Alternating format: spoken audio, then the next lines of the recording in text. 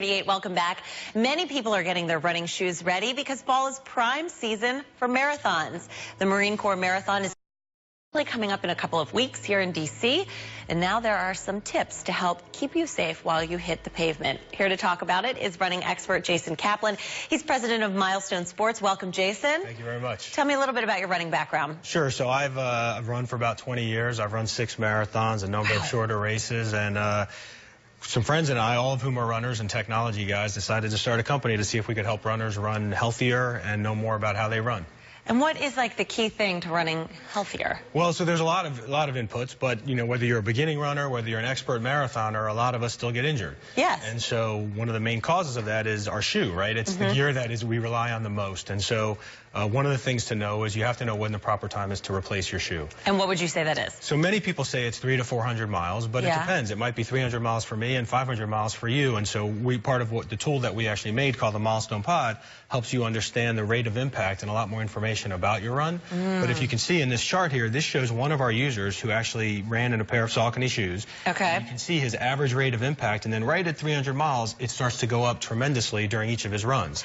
Okay, so that means it's time to replace the shoe? Time to replace the shoe. Right. And the problem is, if you just look at the shoe, so this is the shoe that I have almost 300 miles on, and this is a shoe that I've run in one time. Okay. And it's really hard to tell the difference by looking. Yeah. And so you need a tool, or you need an expert to help you, guide you in when is the proper time to replace a shoe, and our tool helps with that. And so how does the tool work? Like, how do you use it? So you actually put it right on the shoelace like so. Okay. Connect it to a free mobile app, and then you just run. Oh, and all you got to do is run. You don't have to bring your phone. You don't have to push a button. It works inside and outside. And among many metrics that it tracks is the rate of impact, which is really important for injury. Are there any impacts from, say, running in the cooler weather compared to the warmer weather? Does that have any effect on your shoes? Well, so the cooler weather, the warmer weather doesn't really affect the shoes, but the fall is prime marathon season. Yeah. It's also a time when many people are increasing their miles because the weather's cooler and you just can run further. Yeah. And so increasing miles can also lead to some problems. So again, it's important to understand the shoe. One of the other important tips is also to rotate your shoes.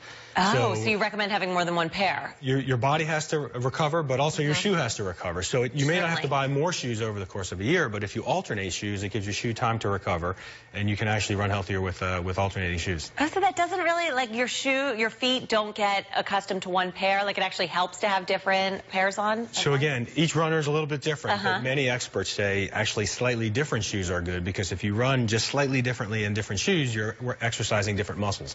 And so that will keep you healthy and avoid overstress. Okay, great. Jason, will you be running the Marine Corps Marathon? Not this year, but probably next year. All right, good for you. Best of luck to you. Thank you for coming in, and that is some great advice for runners. Thanks a lot.